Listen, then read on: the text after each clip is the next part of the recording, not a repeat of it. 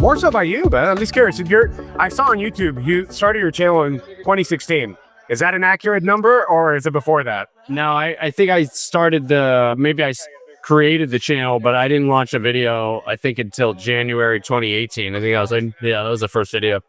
So pretty close. How's that journey been for? It's always been almost a decade. Dude, I didn't think, 2018, I didn't think that it would ever go, like, I did 15 videos before I even broke 1,000 views on a video. I had maybe 500 or 600 subscribers, and I was like, 6 months, 7 months, 8 months in, I was like, this ain't gonna happen. It's not gonna take off. Like, there's just whatever the formula is that you need to break through. Yeah, it's not happening. Is there even a formula? I think it's just. I think there is. I think, unfortunately, and this is like the real kind of shitty inside track. If you just copy what's working, that's typically the fastest way to break through. Yeah. To just be totally inauthentic and just copy whatever is trendy. You'll just hide. It's called trendjacking. That actually works if you can pull it off, like in the format and like capture whatever that thing is that they're doing. Right? Copy the thumbnail, copy the title. Right. To be clear, I've never done that. I'm like opposite of that. I hate that. I repel against that. I feel like that's you could do that for a while, and there's been countless examples of people who've done that, and they have meteoric success, and then they run out of gas. Of course. Like, that's just, you're just mimicking other people's exactly. Like, they just, whatever the thing is that they were doing, they just kind of ran out of ideas and they just stopped making content, And for me, it's been a much longer, slow burning game of like, how can I try something different and unique each video? How can I do something interesting that is like advancing me on some level? What can I try? Yeah. I hate doing the same thing twice. What's up? You're turning 42. I'm turning 40 in September. Yeah, I'm 40 in July. What an interesting generation we are. Are you doing a party or anything special? Anything big? I'm not doing jack shit. And I don't feel bad about it, but I just remember being 30, being like, for my 40th, I'm going to get all the boys. We're going to Vegas. We're going to international or whatever. And now I'm like, I'm almost 40. I got kids. Life's like, what do you want to do? I'm like, I want to spend 10 grand just to be vain. And like, it hits different. It hits different. I'd rather do something with a family. I jumped off a plane when I was in my 20s. Yeah. No kids back then. Yeah. I have kids. I'm thinking of doing it again. I'm terrified. I'm like, what if, right? Like, what if I were... I will never jump out of a plane every day. I did it 3 times. It got scarier each time I did it, probably because my brain was able to absorb more of the information. Like, the first time, it's just you're in shock. Like, it's just such a rush that there's not enough time to react to get scared. By the 3rd time, I had brought a girlfriend of mine, and the instructor was fucking with me, and he was like, I was strapped to him, and he's like, oh, hold on, guy, I gotta line us up. We gotta make sure we're right over the drop zone. So he leans out while I'm strapped to him, so I'm hanging out of the door that you jump out of. And I was like, this guy's like, I had already been messed with 3 times in a row from these jumps. I'm like, I get it. I'm the guy with the girlfriend, like, and you guys are trying to outplay me. Well played. I'm never doing this shit. You won. Yeah, you win. I'm curious. Just get me on the ground. I'm curious, when you're talking about people copying stuff, right? Like, different styles. Yeah. Have people copy your denim shirt? Have you seen that around? I mean, I copied Jay Leno. So who's copying who? There's that book, What Is a Skill Like an Artist, that talks about... Look, copying isn't bad. I think it's just making it your own. And I think what happened was this was wearing the denim shirt at first was just all about continuity in terms of one episode. Yeah. Because my episodes sometimes they take weeks or a month or months or whatever. And then I'm like, how do I got the lighting in the room to match. I got everything to match, but now I'm wearing a different shirt and pants. I'm like, how do I just make it where if I have an idea, I can just record, and then that continuity, like there's a little bit more cohesion, even if it's on a small degree of like, it could take place in the same day, an hour later, right? Like, I just wanted that. So that's where it started from. Worked out. And then I just was like, fuck it. Now I just wear denim shirts every day. I literally I only wear denim shirts every day. Yeah, like that is great. I saw your link. I was like, look at your link tree. And I'm like, get a denim shirt. I'm like, guys, so nice. Nice. It's like very Mel Brooks with the merchandising. I like it. I need to get another manufacturer of denim shirts because everyone keeps asking for them, and I no longer solve them. Well, I know you have to get going. I'm very curious though. Is art something that's unique to you, or does it run in the family? My dad was a director of theater, and never really super artistic. my mom was very artistic. But to be honest with you, I think the catalyst for whatever I call my art would be probably Burning Man. Being around those types of artists. Have you been to Burning Man? No. Okay. So like imagine you're out in the desert and you're climbing up a 65-foot tall wooden lighthouse that cost $500,000 to build. They actually built one of these. I think it was in 2016 or 2017. And then it's only erected for 3 days and then they burn it down. Like that whole, it was literally there for you, and it took a Herculean effort for them to do it. And then when you meet the artist behind it, you're like, so how long have you been doing this? They're like, oh, I've been doing it for 2 months. Like I'm normally an electrician. I don't work with wood. You know, you're like, wait, what? Or like, I'm an accountant. Yeah, my friend had enrolled me into this project and we just kind of learned as we go. And like, you see, like they did an amazing job and they had like 50 volunteers and they coalesced and built this thing and then they just burned it down, and it just blows your mind like that. How, why, how, you know? So I think that was the biggest catalyst, because I didn't think I was artistic at all until maybe 32 or 33 and then starting the channel. But now, you know what? I didn't even create the channel because of wanting to be artistic. Like that wasn't what the channel name was about.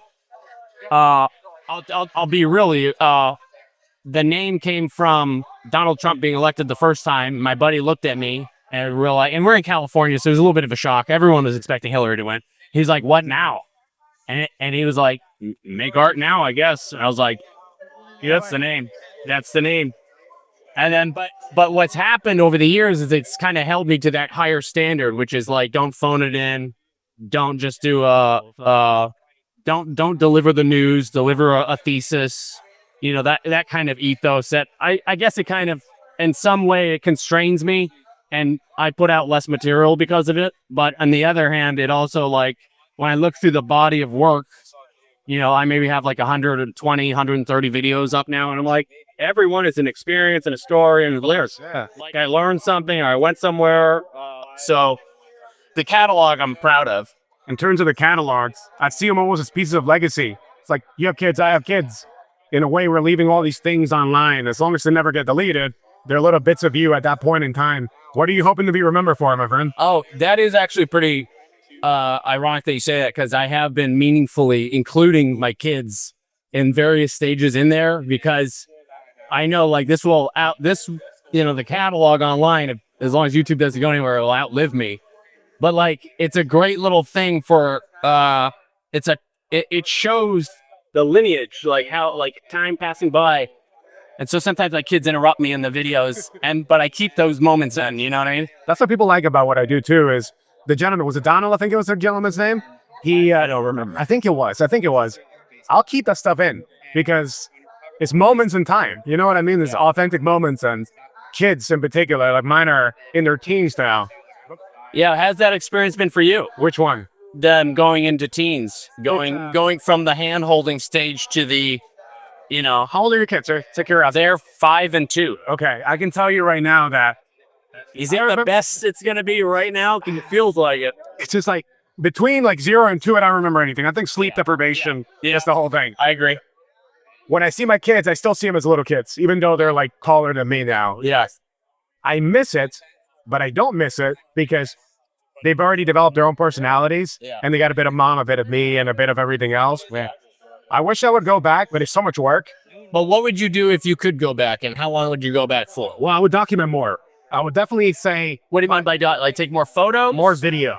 More video. I took photos, but I would take more videos because you hear the voice change. Yeah. From like little, even from like 2 to 5, you see a change. Yeah. But now when they're grown men, they're talking like this, you go back to, thank God for Google Photos and whatever else that give you memories. But I would go back with today's technology, just record everything.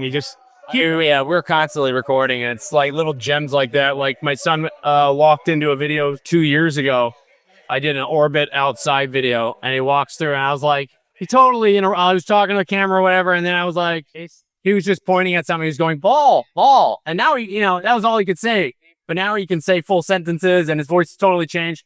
I left that in there, and I was like, time for a break. You know what I mean? You know what I would do? I would put like one of these microphones, get one of those little cameras, You just have them run with it. Like, You know what I did actually? There's a brand called Plaude AI. Have you heard of them? no. So it's a voice recorder.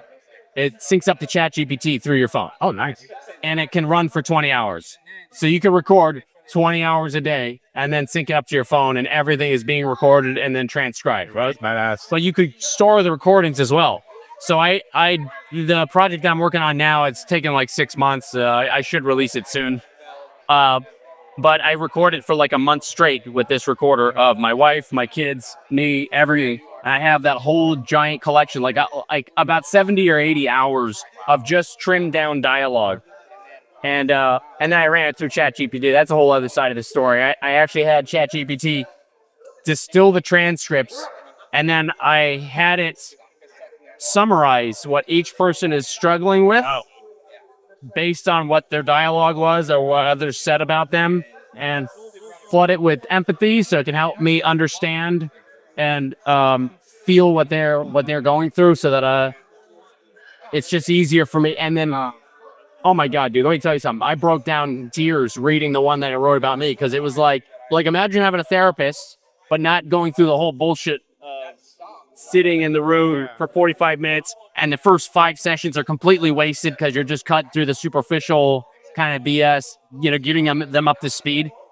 And instead, you just did a month-long transcription, and then it was like, this is what this is everything that's going on, this is why.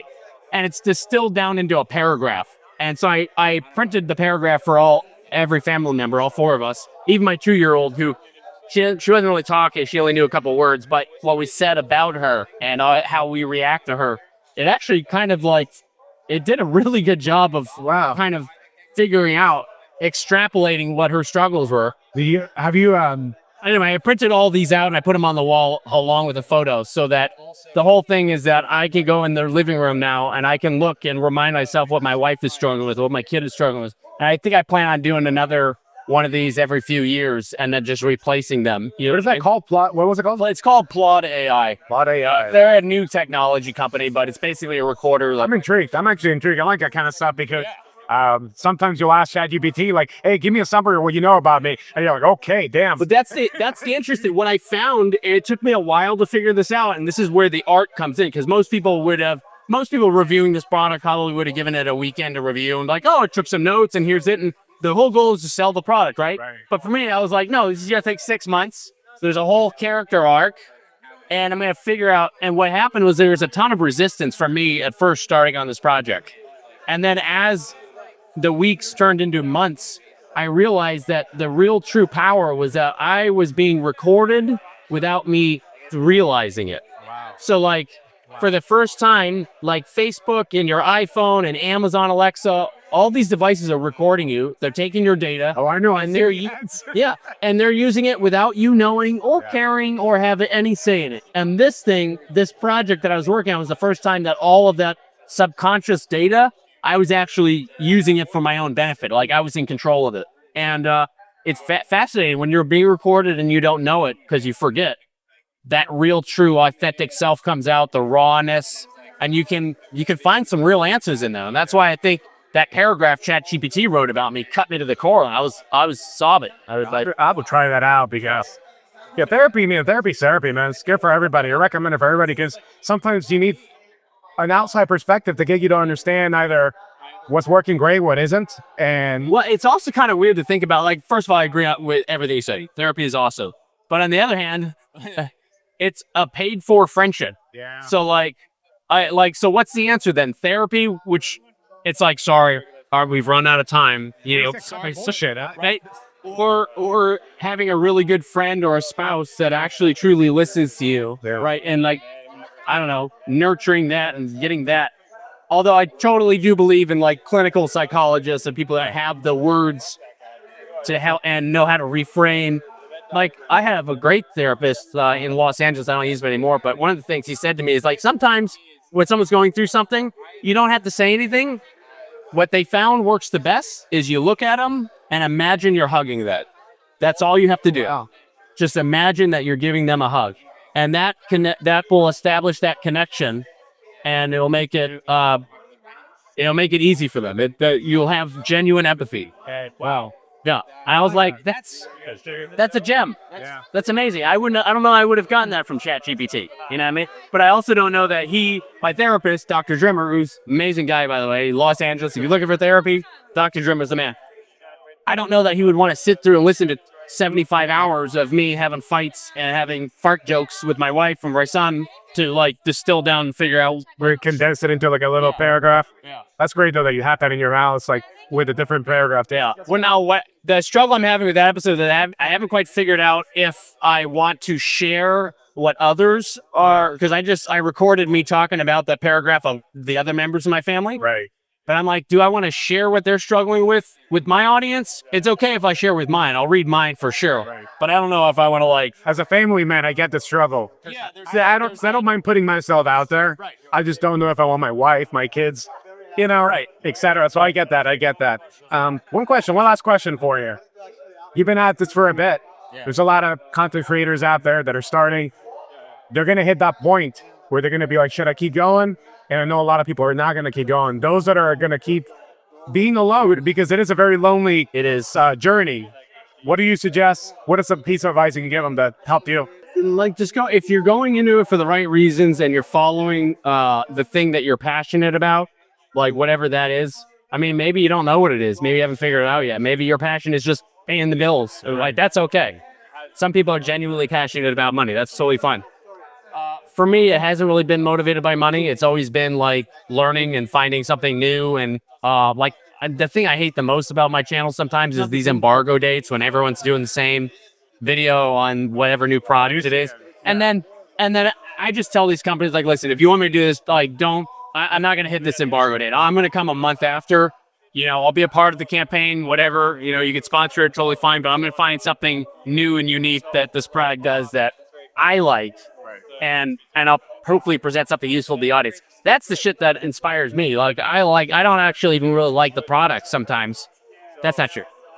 I won't do the video if I don't like the product. But I don't really I'm not doing the video because I get a free product out of it. What I'm saying. What I like is the journey, and I like there has to be a purpose for it, right? Yeah, a larger thing of exploration is typically what I'm after. So, good deal. Answering your question, if you can find the thing that you're really interested in and that you would do for free, and you can get comfortable on camera, I think it's just a matter of time before you're able to monetize it and you're able to build up an authentic audience that wants to see more of that. Like, I was just, I'll say this last little bit and then I'll let you go.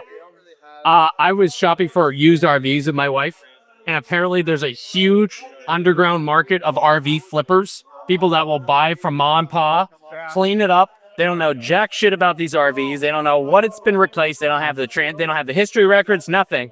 And then they'll just post it on Marketplace and flip it. It's like a Craigslist. And they're totally it's like house flipping, but it's worse because you're driving this thing that could kill you if the date of the tires are misrepresented, right?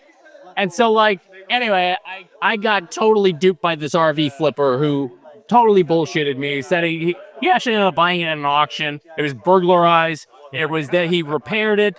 And then he was flipping it, and he made it look great with new carpet. It was a whole landlord special. Yeah, exactly. But I was like, this guy has no idea about anything, and I so wanted to launch a new channel just to basically do a sting channel where I go looking for these RVs, and really I'm just outing all the flippers. I was like, because I'm genuinely interested in that. I don't know. I don't even know if there's an audience for that. Would anyone care? Or they're probably orbiting. Maybe. Yeah. But the thing that it clicked in me is it's kind of like a service, right? I had no idea there's RV flippers. I didn't know there. A lot of people probably don't know that. So that's kind of new and niche, and it's a service. It's a public service that I'd be providing. And then I would just be using all of the skill set that I already have in terms of research and attention to details and pointing things out and whittling and storytelling, because it's all that type of channel is all based on storytelling, you know what I mean? And I was like, but I do that, maybe I should, maybe that's what I need, maybe I'm gonna keep a lookout on that, Josh. Just outing flippers. Flipping. Yeah, exactly. Just all right, so all you RV flippers, I'm coming for you, okay? Watch out. The mafia will come at you. Yeah. No, Josh, I really appreciate it, man. Thank you for taking the time. That was way more than 5 minutes, but I really, 21 minutes, my guy. My guy. appreciate it. Thank you, man. My pleasure.